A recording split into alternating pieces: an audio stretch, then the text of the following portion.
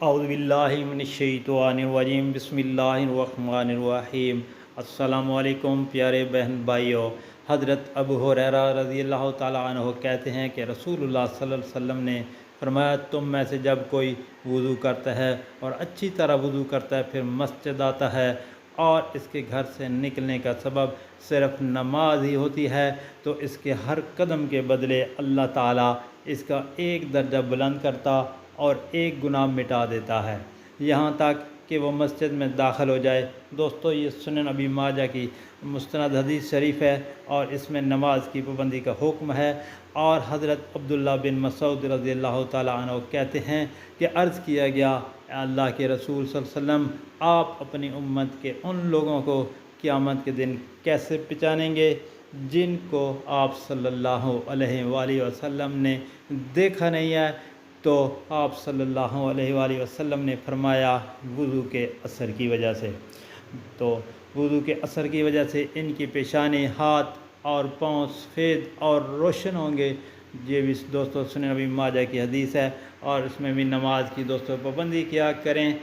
اور حضرت اسامہ بن شریک رضی اللہ تعالیٰ عنہ کہتے ہیں کہ میں نے اعرابیوں کو نبی اکرم صلی اللہ علیہ وسلم سے سوال کرتے دیکھا کہ فلاں معاملے میں ہم پر گناہ ہے، کیا فلاں معاملے میں ہم پر گناہ ہے؟ تو آپ صلی اللہ علیہ وآلہ وسلم نے فرمایا، اللہ کے بندو، ان میں سے کسی میں بھی اللہ تعالیٰ نے گناہ نہیں رکھا، سوائے اس کے کہ کوئی اپنے بھائی کی عزت سے کچھ بھی کھیلے تو دراصل یہی گناہ ہے۔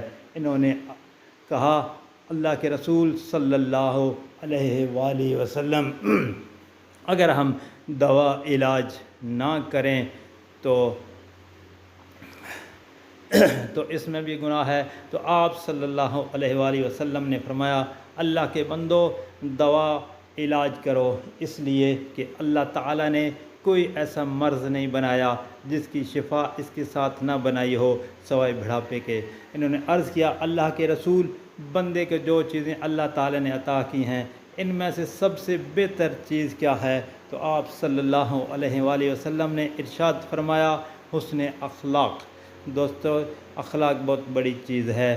حضرت جابر رضی اللہ تعالیٰ عنہ کہتے ہیں کہ میں نے رسول اللہ صلی اللہ علیہ وآلہ وسلم کو فرماتے ہوئے سنا، سوتے وقت عصمت کا سرما ضرور لگاؤ، کیونکہ اس سے نگاہ تیز ہوتی ہے اور بال اگتے ہیں۔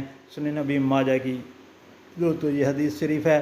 حضرت عبداللہ بن عمر کہتے ہیں کہ رسول اللہ صلی اللہ علیہ وآلہ وسلم نے فرمایا، تم لوگ اپنی عمر عصمت کو لازم کر لو، اس لیے کہ وہ بینائی کو تیز کرتا ہے اور بال اگاتا ہے۔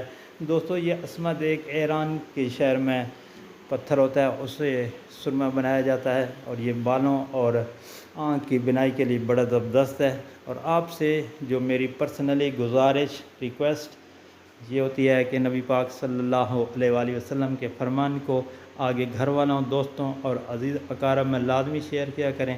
اللہ پاک آپ پر رحم فرمائے گا اور آپ کی پریشانیاں دور کرے گا، آمین۔